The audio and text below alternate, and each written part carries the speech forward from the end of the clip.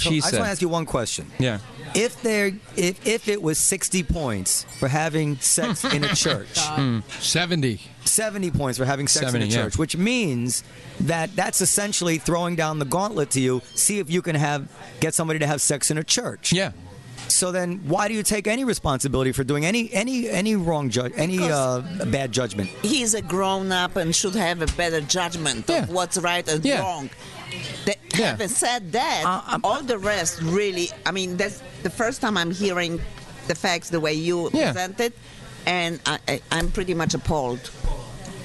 All right. Appalled at me? No. Oh, do you want to hear a little bit more of it? Yeah, we can. I mean, no, we can. But the reason I'm happy to talk about it is because I'm just being honest about what happened, and when something like that happens, it's never one person's fault. And the only part that, and listen, to this day, I never capitalized on what happened, and a lot of people would have tried to grab their 15 minutes of fame. I got asked to go on Larry King Live at the time and on CBS This Morning and a lot of shows. You regret that, don't you? You should have. No, I was like, come on, we know I'm Paul. I'm not going to do that because then it would have looked like I was trying to up my name at the cost of two guys who were friends who's had me on their show a lot and who I like and who lost their show. And have never had you on the show again. Well, you know what? You have to ask them why that is. I'm not going to. You have to ask them. A contest like that. I mean, how could it possibly be his fault? I mean, your intention is for people to attempt. Listen, I got to tell you something. In my core, in the core of my being, I want it to be his fault. That's a personal issue. Actually, hearing it, I have to say it's not his fault. It's very hard for me to admit that. It's very hard for me too. It says it's very hard for her too. But honestly, I think I'm partly at fault. I am. You weren't. I am. All right. But you, as a grown-up, intelligent individual, should have not gone that way. Oh, listen, my wife was... Whoever put the whole thing in motion should really step up and take the responsibility. If I can, I'm the only one that's actually in radio. I think that's at this table. I've been in here. I've been in radio for 7 years. Tell them who you are. You're an Opie and Anthony producer. Well, now we don't know each other officially. Not anymore. Right. But not after this podcast. No, that's fine. But at the end of the day, it's always management that is responsible for these big-time decisions like this. And it wasn't a big secret what the contest was. These things need to be approved by tons of people before they actually hit the air. So for anybody to place blame on the contest itself or Paul or the show, it's just ridiculous because this has to go through so many suit and tie people's hands before this type of a thing gets approved. It was sponsored by Sam Adams. Okay, that means that money was exchanged. That means that lawyers looked at it and signatures were on paper. So the fact that Paul just happened to be the guy is actually moot, in my opinion. Yeah, but did anybody else had any consequences from the management? Well, I mean, Owen got fired for a few years. No, Opie and Anthony and him, but anybody above, the decision maker. Well, when does that ever happen? Consequences? When does that ever happen? Unfortunately, they're not going to fire themselves. When does the deserving actually get what they deserve? Right. It's just not the way of the world. Right. All right. But I want to ask Joe if he has anything to say. Oh, go ahead. Well, no, this is. I was actually going to direct this to he's Joe. about to fall asleep. No, I was going to because I want you guys to have more inside discussions. I'm sorry. Have more one-on-one inside discussions that I can't chime in on.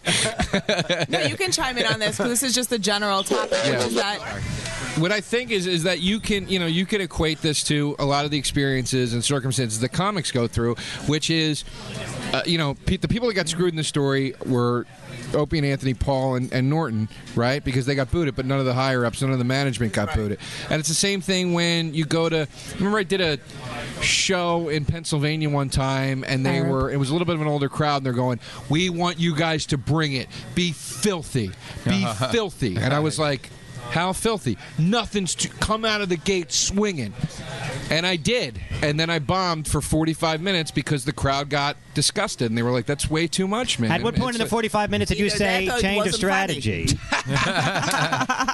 That was funny. But no, Joe, they were wrong on this. In what point in the 45 minutes did it start to sink into that coconut head that this is a bad strategy? He does have a coconut head. But that's my point is... But after 20 minutes, didn't you think maybe that advice about being filthy was wrong? Of course course I did. But you kept pushing it, didn't you? No, I didn't. That's what I'm saying. That's what I'm saying. But I think what Naturman's saying is along the lines of what I was saying is that 45 minutes of take. Hang on a second. I think what he's saying and implying in his question is that you have to take some of the responsibility too, right? 20 minutes in, you can go, I'm going to shift gears. Two jokes, I would know. All right, hold on a second. Two jokes, you can judge an audience. Hold on a second. Let me finish the point. The joke about coming in her face didn't work. The joke about shitting in her mouth ain't going to work. All right, let me finish the point. I didn't do that shitting in the mouth. I didn't do 45 minutes of filth. I came out and the first 5 minutes was filthy, and then I had dug such a hole for myself that I couldn't get out of it. And he's right. I mean, this is 5 years ago. Quite frankly, at the time, I wasn't skilled enough to get out of it. But the bottom line is this. That's not the point. The point is this: is everybody's got their line. Everybody's got their boundaries, and they immediately, for some fucking reason, assume that your boundaries are my boundaries, and they're not. Yeah. So when your boundaries cross mine or impose on mine, all of a sudden I go, "How dare you?" Yeah. And then you're standing there going, "Well, you told me that it was cool." He makes a really good point, because the reason I mentioned about this guy and this girl having sex in the studio and everybody laughing about it is because I had some trepidation and concern about doing the contest. Like, is it legal? Whatever. Trepidation means he was nervous about it. Robert Kelly's not on the podcast. But that's a really good point, Joe. Because when I saw that going down in the studio, I'm like, oh well, pretty much all bets are off. You can do whatever you want. I mean, here's the president, Sam Adams, the GM of the station's there. This woman's having sex with her boyfriend in front of people. Like, this isn't a big deal. And they've done it 2 years in the past, and I asked if it just seemed like, and the thing, church is on the list.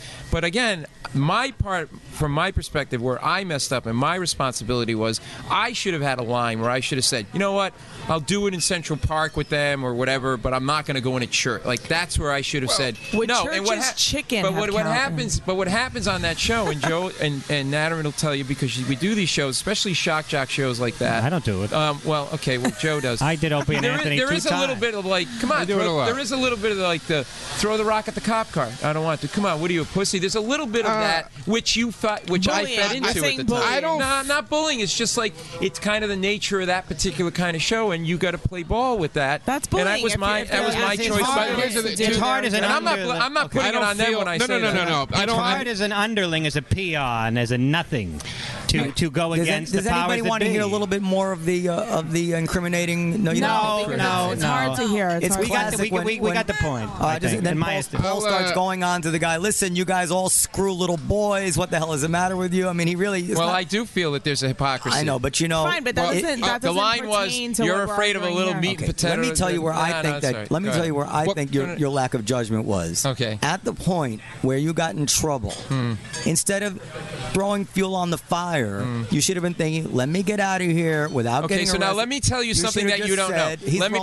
Before you make an opinion, I got to tell you something that you don't know. You can't, because this.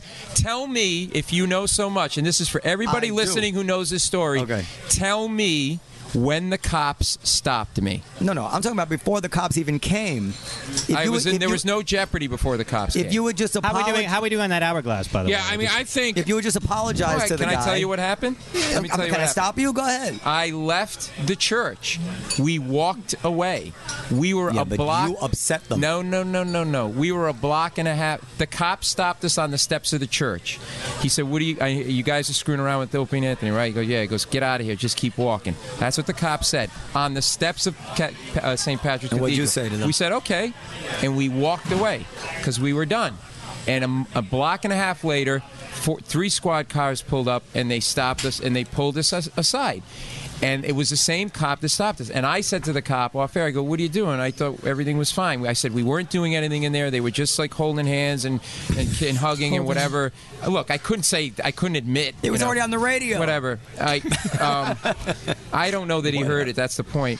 So the point was that we were free and clear. What happened was the mayor's office heard the contest, called the cops, and said to the cops, "Put a stop to it, shut it down, find every one of these guys." Who was mayor at the time? Giuliani? Yes. Yeah, I think it was. And that's why it blew up. And then I started job, and then, of course, then it just was, Well, this is what I want to bring. We have 2 lawyers on the panel, right? Not Three. practicing. 3. Oh, you're a lawyer Paul's also? a lawyer, Dan's a lawyer, and I'm a lawyer. 3 lawyers. Okay. Derosa? Lawyers that know nothing about this. Editor. Who got arrested? If I'm so smart, why did I get arrested? So when you're saying where he should have drawn the line, but either way, if it had come out, this was live, it was on the radio, eventually it was going to come out, This right? is not a friggin' legal matter. When you get caught having sex in St. Patrick's Cathedral and the priest catches you, I'm sorry, goodbye, and get the hell out of there. Even still, that was still recorded. Did, but then they caught. Listen, it was on the radio. It was going to come out. See, this is the problem. You're not listening. This is. Hold on a second. Let me say this.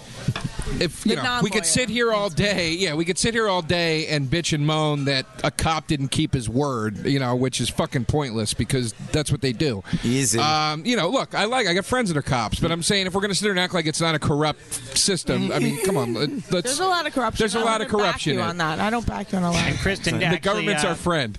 But the point is this: is that we all know that this is possible. That a cop could say to you, "Listen, we're not going to do this," and then turn around and do it because of the pressures that come down on top of it. What happened, and exactly what played out with the cops, the pressure from above, is exactly what played out at the radio station. Yeah. Everybody said this is all good, and then the governor of radio said, or the mayor of radio said, cut the shit, and everybody did what they fucking had to do. I don't have any bad feelings. These guys all got screwed, and it's not fair. I don't have any bad feelings. Sucks for all the four of them. He makes a great point, and that's exactly what happened, because I don't have any bad feelings toward the cop that stopped me. He actually said to me afterwards, as he was taking us in, he goes, "Look, I'm sorry, but if I don't do this, my precinct captain I'll get fired, and he'll get fired because this came from the mayor." So the guy, I have no ill will toward anybody. It just played out the way it played out. They wanted shock radio. They got shock radio. Be careful what you ask for. Exactly. But don't act like the only problem I have in all of this until the day I die is be a man about it. Everybody needs to step up who is responsible for this and say, I was responsible too. Well, that's what happened was naive. And what happened was it wasn't Opie or Anthony or Norton or even the station, I think, that pinned it all on me. But a lot of the fans initially, now they're fine. It's fine. There's no problems. They come out to see me sometimes. But at the first couple of years, everybody was pissed at me and only me. And I always kept my mouth shut about it. And I always wanted to say, you know what, guys? Spread the hate around. Because I didn't create the contest. I didn't sponsor it. I didn't sanction it. I didn't encourage me to go in the church. I'm responsible, but I'm not 100% responsible. And that's always been my position, and I think it's a fair one. Like, everybody got screwed, and I feel bad about it, and I'm partly responsible, but everybody else is too, Dan, you wanted to I just wanted to note that the sand at the bottom of the hourglass. Oh God. This was one of my lame ideas. I thought I have an hourglass to let me know, because I think that people are only interested in anything for, 3 minutes. Yeah. If you were posed the idea to get balloon knot in a temple, right, would you do it? You mean if somebody wanted to sodomize me in a temple? No, not you. Not you. You get 18 points. Yeah. 16 if we're wearing a yarmulke. Well, if I were a young guy trying to make my bones in the radio game, yeah, exactly. Young buck just starting out in the radio biz, trying to get ahead. I might do and it. you have a legal background too. I have nothing to do with the law, But you got to remember, Paul at this point was nothing. He was struggling to pay his rent. His kid needed braces. Just like now, exactly. I want to say that I don't know what it is that you Christians do, but somehow, even to me, it seems a lot more disrespectful to have sex in a church than in a synagogue. Well, because priests are celibate and rabbis aren't. Maybe, and because you guys have such a problem with sex throughout your religion. Christ was celibate, supposedly. No comment. Well, and I also think the church is often a Gothic structure, which is just, in and of itself, the architectural aspect of a church, I think, says don't fuck in here. Let's fast forward 8, 9, or 10 years now. We're in 2011. Dan Naturman is probably going to do Letterman in January. Yay! I don't know yet. Okay. I don't know yet. But my question to you, and this is apropos of the whole Opie and Anthony debacle and the whole shock jock thing, and any publicity is good publicity. Should I go on Letterman and do my set and have a really great set, or should I drop trow and take a dump on the stage? Definitely not. Okay. So we have one no for taking a shit on the stage. How many points do you get if you take no points? You get a YouTube video with 100 million hits. It'll never air. Yeah, that's where you're right. But that's why I have somebody in the audience with a flip cam filming me. You won't get in there with a flip cam. Have you ever seen a flip cam video from the David Letterman show? The one-hit wonder. That's it. That ain't gonna happen, buddy. All right, maybe shitting is going too far. What about barfing in Letterman's lap? No. Like that would be great. Your career begins and ends there. My career is done. Don't you get it? Whoa! I'm finished. There's a third option, which is you could just let your comedy stand for itself. God forbid. Don't be ridiculous. Oh, yeah. Nick Griffin's done Letterman 7 times. Nick Griffin, as we speak, is in a... Whoa. Why you got to throw Nick Griffin under the bus? He's here. Man, you are like...